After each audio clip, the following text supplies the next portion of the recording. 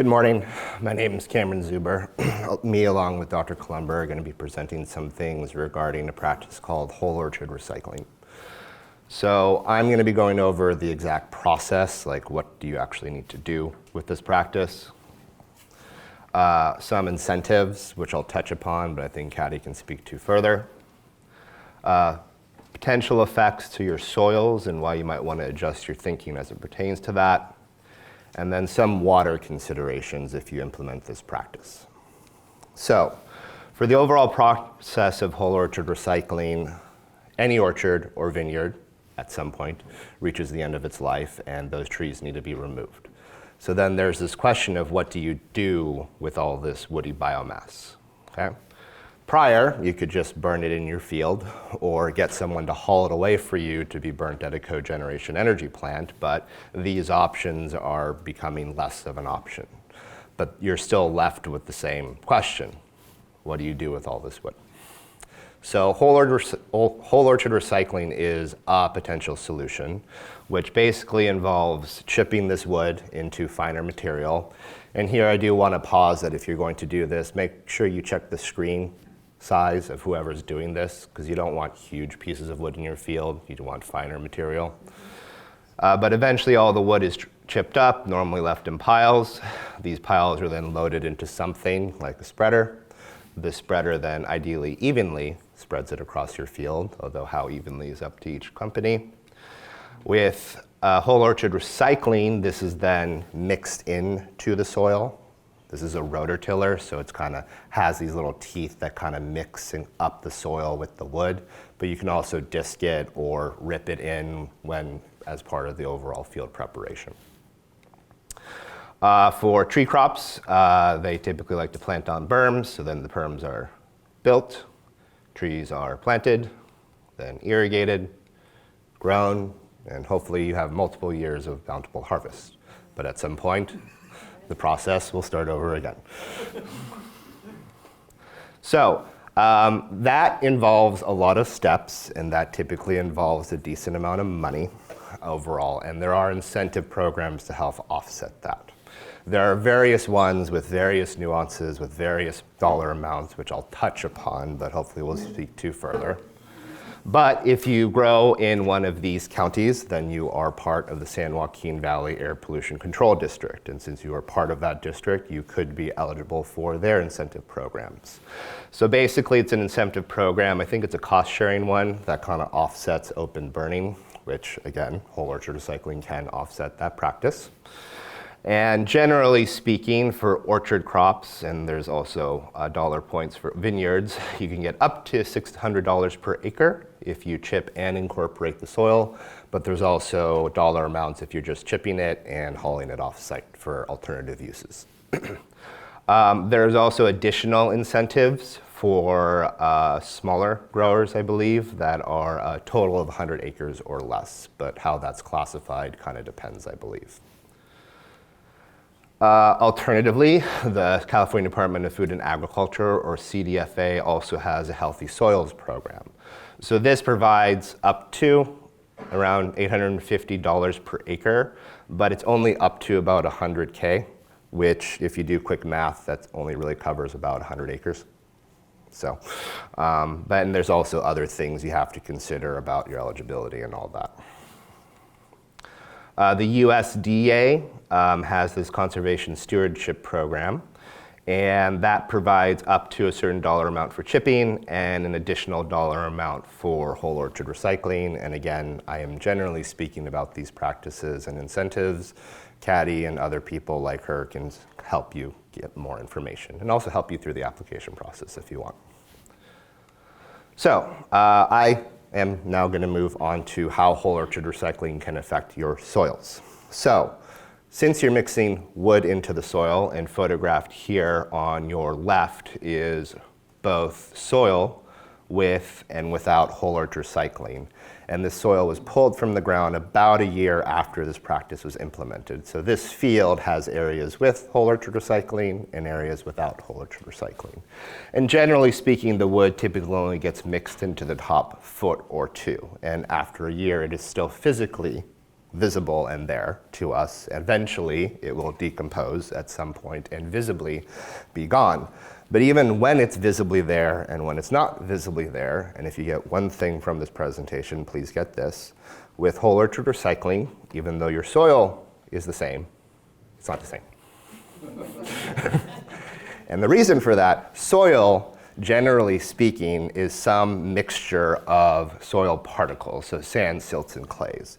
And what portions of these that you have typically affects your soil texture. So sandy loam versus a silty clay.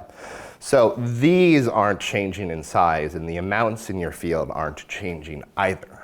But these particles are a component of what makes up your soils.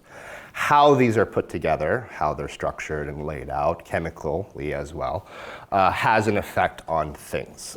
And to provide an analogy why structure matters, imagine you pour some concrete on the ground, toss some wood on top, maybe some plumbing and fixtures and electrical wires, and then I dumped a bucket of paint on top and walked up to you and said, it's a house.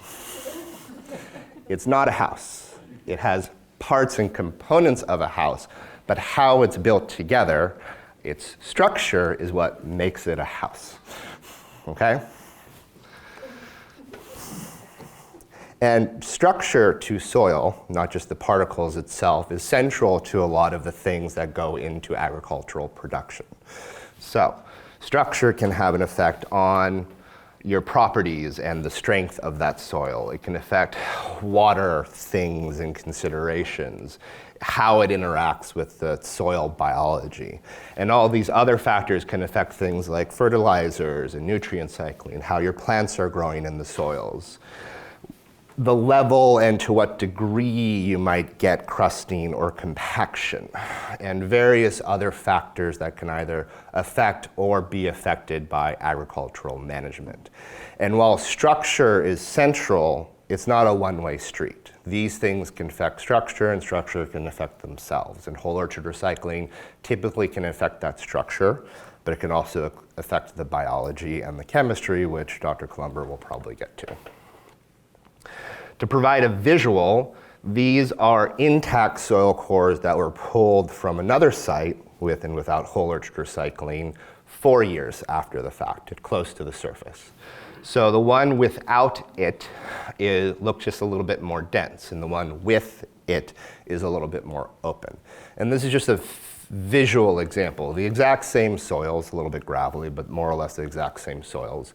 And just visually looking at it, it has an effect. Now, how much this pertains to your production just kind of depends, and whether or not, if it does affect it, if it's to a degree that matters, it just kind of depends. But, to my point, even though your soils are the same, they're not the same. One consideration would be towards water. So just to provide more visuals, one thing I have to do when I'm researching this stuff and collect intact cores in metal cylinders, soak them with a little bit of water, about a 1/4 inch, and allow the water to kind of soak up through the cores. And while I'm not measuring how fast the water makes it to the top, it provides an indication of overall water movement and how, even though you have the same soils, it's not the same. So this is what the top of cores with and without whole orchard recycling looked like after 15 minutes. And these were placed in the water at the exact same time. And this water is just moving against gravity through capillary action and other forces to the top. And the water shows up sooner after a period of time. And these are just all indications. I actually have physical measurements and sciencey stuff to this. I just prefer to show than tell. But if you want some numbers, another thing I tend to measure is something called saturated hydraulic conductivity, which is how fast water moves through the soil when it's fully saturated, which gives an indication. It's not like your soils are always saturated, but it gives an indication of water movement.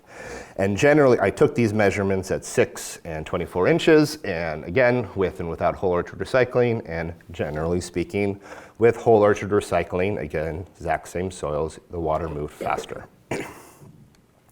That's a similar thing that I'm seeing with water holding, or how much water is being held in the soil. So the orange bars denote the treatments or areas with whole orchard recycling. The blue bars denote the areas without whole orchard recycling. Again, same field, same soil, same area. And basically the length of those bars denote how wet they are. Now, whether or not the water is as available to the plants, I'm still looking into, but total moisture, generally speaking, in areas where the wood chips are denoted by the brown diamonds, and just below it are a little bit higher, either significantly or not if you're into statistics. So, does that matter? I can't really say. It really just depends on what you're thinking about. So if it can hold more water, for example, and we have, let's say, a lot of rain, the starting point with that water at different depths and the moisture level might be higher, which can have an indication and effect on when you actually have to start irrigating. It's not necessarily having effect on the total evapotranspiration, potentially, although I'm looking into it, but it has an effect on where it starts. That speed and where it's placed and how fast it moves could have potential implications towards leaching and other things like that. And water is just a component towards production. There's also nutrient considerations, physically driving through the field, and all those other fun things we have to worry about, which if you have a site where you planted trees, and if you're doing whole orchard recycling, you're probably mixing those into the soil, and you might be planting other plants, but what you had to deal with prior and how you manage that plot might be different because your soils may not be the same, even though they're the same. Okay? So with that, I'd like to thank you, and I'd be happy to take a little questions with the mic.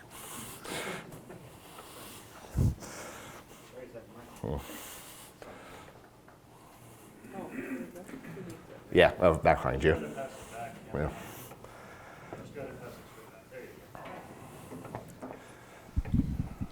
So generally speaking, you're in favor of whole orchard recycling into the soil? I'm in favor of no thing. It's just a consideration that you have. So it's an option for you if you have to remove trees and do something with that wood material. So it has potentials to store carbon. It might have potentials to be favorable towards water management, but there's other considerations you have to deal with. So I might have my personal opinions, but ultimately they don't matter. I have to present the information in a way to you all so you can make a choice. The data suggests that whole orchard recycling is a positive event. Yes, generally speaking, but I only look at the water. But it might have effects towards fertilizers and other things like that. I'm only presenting a component of those things. And I can't know your exact situation. So I can't speak to if this is the best thing for you. Only you can. Hopefully I provided some information to make that choice. Yes, Mike. Thank you. I know you just mentioned you aren't going to talk about like the potential benefits to soil health, like in terms of nutrients and otherwise. For somebody looking to learn more, can you bring it closer to your mouth? For somebody who's looking to learn more on their own orchard, where would you suggest they go? Outside of you and a couple others that are me, her, okay. Various advisors, Cooperative Extension or UC Merced or UC okay. Davis. We all kind of work in this area and we're mm-hmm. connected to it in some way, either through working with it ourselves or knowing people who are. So also Caddy on the monetary stuff and what the incentive practices are. So feel free to reach out to me. I have business cards in the back. It has my cell phone, so feel free to text me. Dr. Columber, Brent Holtz, just some names that pop into my head. There's various USDA researchers. At the very least, one of us knows someone that can help you with that. Thank you. Can the incentives be stacked? So can somebody get Air Quality District, USDA, and... Can they be stacked? I don't know. Ask Caddy. Yes, depending on the programs that you choose to stack. But there are people that have done it. Yeah. Thank you. The air district and like healthy soils, those can be stacked. Correct. I'm not sure when you get into, like, I don't think NRCS and, like any, if there were sweep funds, I don't think that those could necessarily be doubled with the healthy soils, but, so, oh, okay. I guess I'm done. I was just passing it to you. So, thanks. So you shared a bit about the things that we do know right now. So what are the major questions when it comes to what you're looking at that we don't know in whole orchard recycling that you're studying right now? For me personally, what exact effect it has on the water balance, like specifically evaporation from the soil and transpiration from the plants, theoretically it shouldn't have, but if it's having an effect on things like soil temperature, it could be having an effect on things like energy balances, like how hot the soil is and how much potential it has to actually evaporate. To what degree, if it matters, I don't really know. I think we're also discussing things like forms of fertilizer. There's different forms of nitrogen in the fertilizer you use. You're adding a lot of carbon to the soil. So like how much those leach, which ones are best, how much you might need, are all things we need to consider. Also just physically understand the microbial processes which can provide overall insight, because we are only studying singular sites. So if we can understand the process and what's physically happening, we can have a better understanding of how it might affect someone over here, or over there, or over there. So there are, I think, various researchers kind of digging into that. There's probably more. You mentioned how fine the brush is shredded, or the wood is shredded. Did you mention any kind of numbers we should be talking to? 2 inch is normally a good one. How much? 2 inch. Oh, no bigger than 2 inch? Yeah, I mean, if you get up to 4, it gets kind of chunky. Okay. So just with management and it physically being there, it just kind of causes stuff like effects to the soils and water. Like it's more like a production thing and just having physical chunks of wood sticking out of the ground. Yeah. So avoid it bigger than your arm. So Okay. 2 inches is a rough recommendation. Yeah.